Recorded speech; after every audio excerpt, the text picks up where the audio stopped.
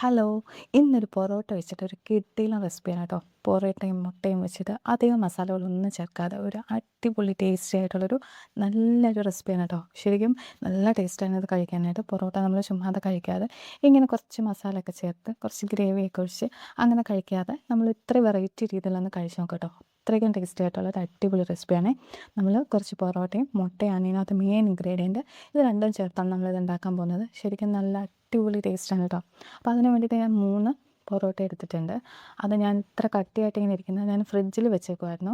അപ്പോൾ അതൊന്ന് സ്റ്റീം ചെയ്തെടുത്തിട്ട് ചെയ്യുകയാണെങ്കിൽ കുറച്ചുകൂടെ സോഫ്റ്റ് ആയിരിക്കും. സ്റ്റീം ചെയ്യേണ്ട ആവശ്യമില്ല സത്യം പറഞ്ഞാൽ. കാരണം എന്ന് വെച്ചാൽ നമ്മളിപ്പോൾ ഇത് ഫ്രൈ പാനിലിട്ട് ജസ്റ്റ് ഒന്ന് വഴറ്റിയെടുക്കുമ്പോഴത്തേക്കും അത് കറക്റ്റ് ആ ഒരു സോഫ്റ്റായിട്ട് തന്നെ നമുക്ക് കിട്ടും കേട്ടോ.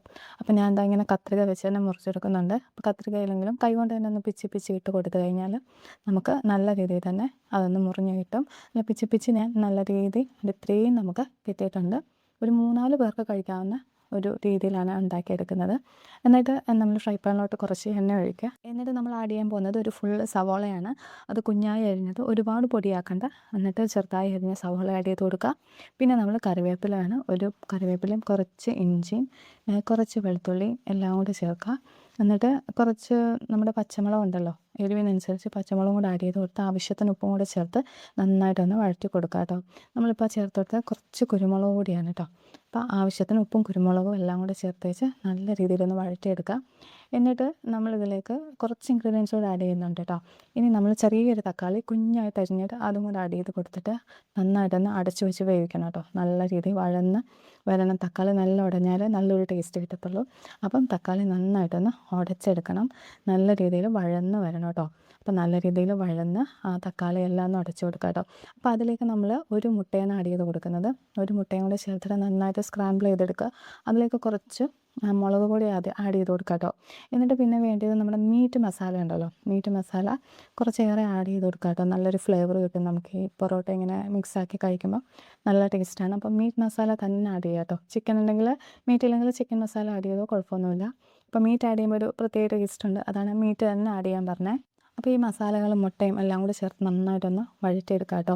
അപ്പോൾ നല്ല രീതിയിൽ സ്ക്രാമ്പിൾ ചെയ്ത് നല്ല ഒന്ന് പച്ചമണമൊക്കെ മാറുന്നത് വരെ നന്നായിട്ടൊന്ന് വഴറ്റിയെടുക്കുമ്പോഴത്തേക്കും നമ്മൾ നേരത്തെ പിച്ച് വെച്ച സാധനം ഉണ്ടല്ലോ പൊറോട്ട, അതൊന്ന് ഇതിലേക്ക് ആഡ് ചെയ്ത് കൊടുക്കുക. എന്നിട്ട് കുറച്ച് നേരം ഇതൊന്ന് വഴറ്റി നല്ലൊരു സോഫ്റ്റ് ആവുന്നത് പോലെയും കുറച്ച് നേരം ഇട്ടിളക്കുമ്പോൾ നല്ല ക്രിസ്പി ആയിട്ട് വരും കേട്ടോ. അപ്പോൾ ആ ഒരു തണുത്തിരുന്ന ആ ഒരു സംഭവമൊക്കെ മാറാൻ വേണ്ടിയിട്ട് പിന്നെ ഞാനത് നല്ല രീതിയിലൊന്ന് വഴറ്റി നല്ല സോഫ്റ്റായിട്ട് തന്നെ പൊറോട്ട കിട്ടിയിട്ടുണ്ട്. ശരിക്കും നല്ല ടേസ്റ്റാണ് കേട്ടോ ഇങ്ങനെ കഴിക്കാനായിട്ട്. നിങ്ങളുടെ നാട്ടിലൊക്കെ ഇതിന് എന്താ പറയുന്നതെന്ന് ഒന്ന് കമൻറ്റ് ചെയ്യണം കേട്ടോ.